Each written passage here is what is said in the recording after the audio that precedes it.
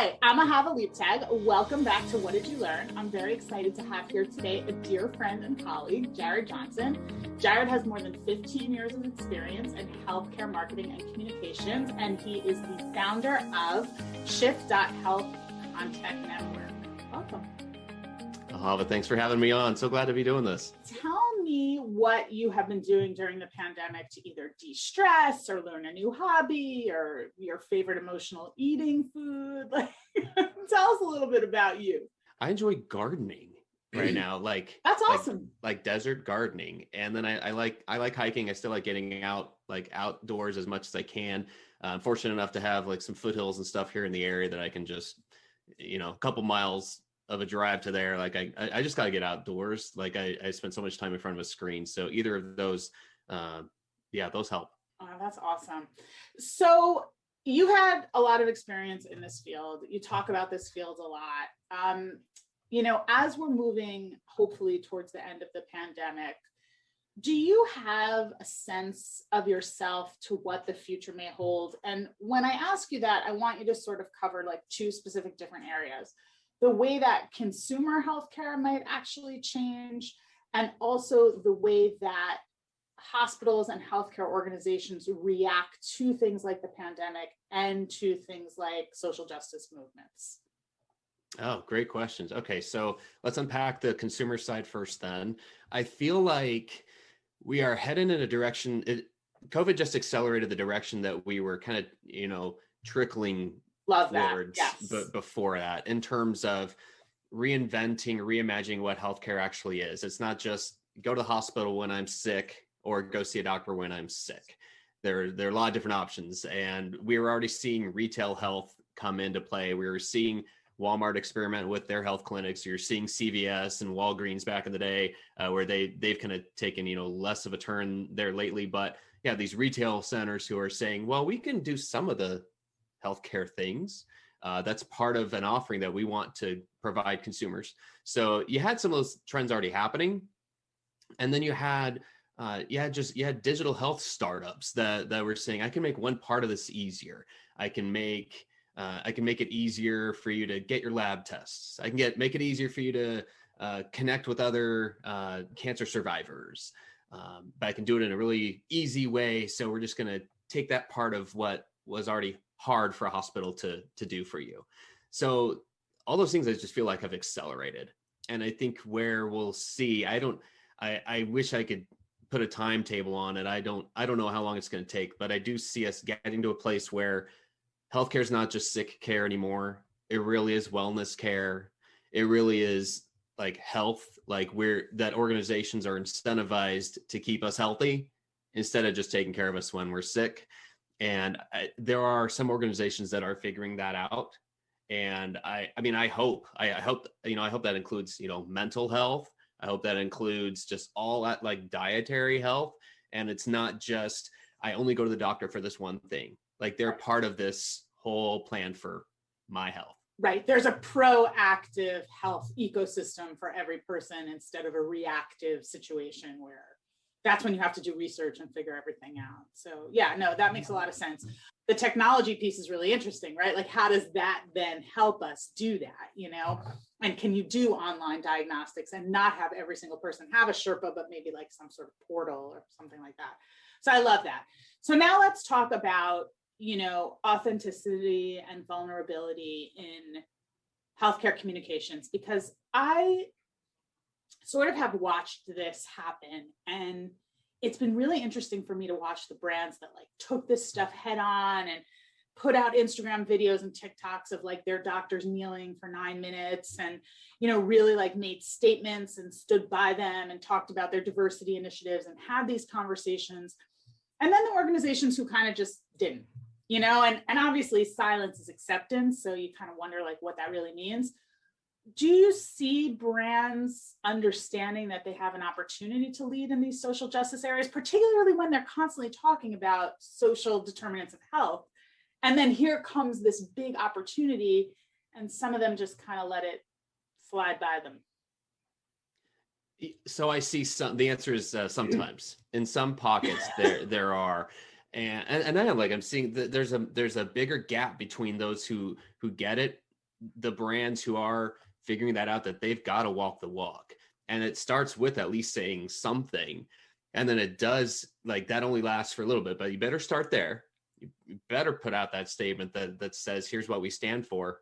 And by the way, we've been standing for that in your community, for 100 years, 50 years or whatever. Like, our mutual friend, Dan Dunlap, I always like to give credit where credit's due, but he's been an active proponent of just sharing the opportunity for brands to walk that walk and to use the goodwill that's been generated. I mean, before COVID, like, when's the last time we saw terms, healthcare heroes, describing our doctors?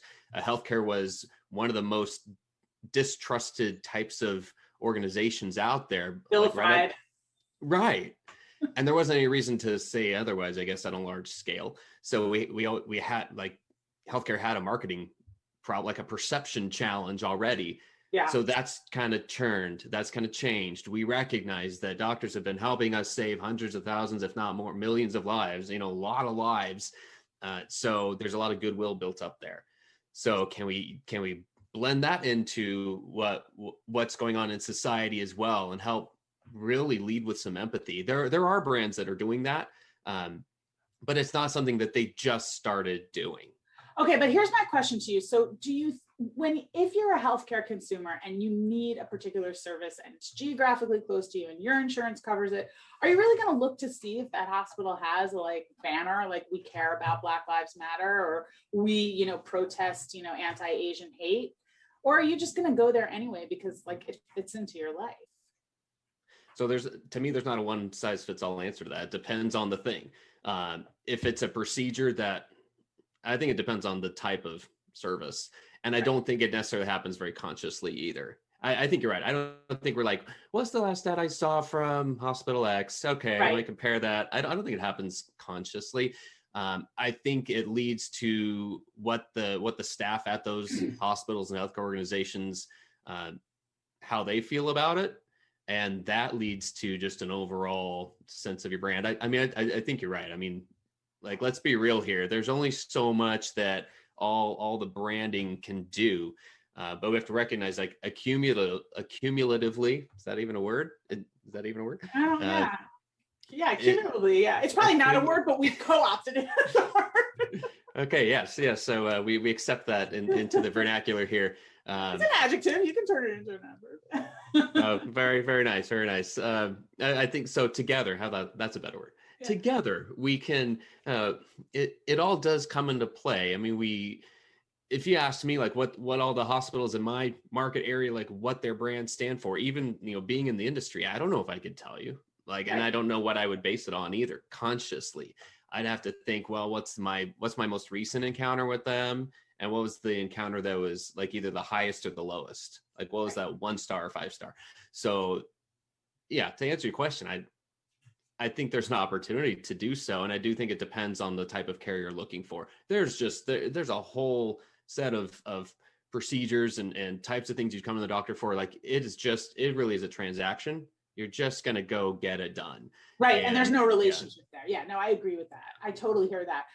Okay. So you're looking at this whole thing happening and you're watching this infodemic pass us by, right? Where people are misquoting science, misinterpreting science, not trusting science. We've got conspiracy theories up the wazoo. Are you worried about that we're sort of living in these two, I don't want to say realities, but what's happening? What is happening, Ahava? I mean, seriously. I mean, what is going on where we can't agree on science? Like, we can't agree on supposed facts of what's good for us and what's not. That it's telling. I am concerned with the infodemic for sure. I question almost every day, like, where's like what got us here? Because that's the other thing that did accelerate during the pandemic is the infodemic. Healthcare decisions are usually the most, like you said, the most personal and the most emotional decisions that we're making on a regular basis. It's not like, okay, all you have to do is show me. It isn't like a science experiment. Right. You show me XYZ and now I know, and I'm going to go make a decision. That's just part of it. So I don't know, like what I've seen folks like Dr. Austin Chang. He's a gastroenterologist. He's up at Shift.Health. He was the first chief medical social media officer in the Oh, country. wow. And I want to say it was in the last year and a half, couple years. It was before the pandemic. And that role itself told me like somebody somewhere is willing to put something behind this. So his role is like he's one of the early TikTok doctors. I mean, you go look up TikTok doctors. He's been featured everywhere, but he's actively like he's like, if you ask him like, what's your job right now besides being a clinician? And he said, well, it's to fight the misinformation. And he said, I'm trying to do it in the way that connects with people the most. And so memes, GIFs, TikTok videos, I mean, but also, longer form content. So to hear, I mean, yeah, some of them are coming to mind now. I mean, they're hilarious. You got to check them out, Dr. Austin Chang. But so there are at least some clinicians out there that are actively trying to combat it. And they realize that they can't complain ultimately about the bad information if they're not putting out any good information. Counter arguments. Yeah. So I think education got us here, the lack of really good science education. I also think that there's a mistrust in general of media as news. I think it's turned into entertainment. We create all this content and we try to get out these smart, really sort of baseline messages of like, wear a mask. Like, this is not hard to do, people. You know what I mean? Like, it scares me that these are the things we're fighting about, that we have to convince people to be kind to each other, to protect each other. And that's really, I think, something that healthcare organizations, they have to find a way to get to meet people where they are, and to find a way to get that information across in a way that's not threatening and not elitist. And that's, I think, where all that, customer-centered language, plain language comes in. There are still things we can do to right the ship internally. It feels like the momentum that we've gained is because of collaboration inside our organizations. We came together to communicate. We came together to start a vaccine distribution site, a command center, to offer things to the public, to make it easy to understand basics about it in your community. So it just seems like maybe we haven't gone all the way we need to in that direction of understanding how to address things. So you and I are at a conference. In less than 6 months, we're going to make it. There's a light at the end of the tunnel. And we're having a drink, and I turn to you, or many drinks, and I turn to you and I say, Jared, what's the one thing that you learned during this last year that as a marketer and a communicator, you're putting in your toolbox and you're using at least once a week, if not every day? So I don't know if this counts as a tool, but I would say like the spirit of collaboration, to seeing the opportunity of that, of thinking about marketing in a different way, thinking like, look at the progress we were just talking about, the momentum that happened, because, however long it took in any particular organization, at some point there's communication, speaking with the CEO, with the CIO, with business strategy, with clinical leadership, with patient experience team members, to help people to create a communication strategy, crisis communication strategy. Now, are we doing the same thing? Can we build upon that momentum with our marketing strategy? Or are we just saying like, all we want to do is go back to our pre-COVID marketing strategy? Yeah. And sell as soon as this is over, that's great. But as CIO, I'm not going to talk to you anymore. I'm still going to battle you for the same budget. I'm just going to still say like any vendor I want to bring to the table, I'm just going to shove it down your throat. Like, or are we going to learn something from the culture that's happened, like the collaboration within it? That is something that I'm just seeing the organizations that we spoke to, the brands that are making progress, that have put themselves in the best position to succeed as the pandemic does start to wind down. The ones who are in that position are the ones who do recognize that they have to collaborate on more than just a communication plan. I love that idea that, being collaborative and not going back into our silos, and just really look at what we did together. Let's keep doing great things together that are proactive instead of reactive to a pandemic. Jared, it's been great to have you. Where can people find you? They can find me on Twitter at Jared Piano. It's JaredPiano. I'm all over LinkedIn. And the website is Shift.Health. It's a content network, podcast, and video series. So yeah, if somebody can't find me, then I'm probably not doing all this correctly. So. Well, thank you so much for being here. It was great. Yeah, thanks so much for the opportunity.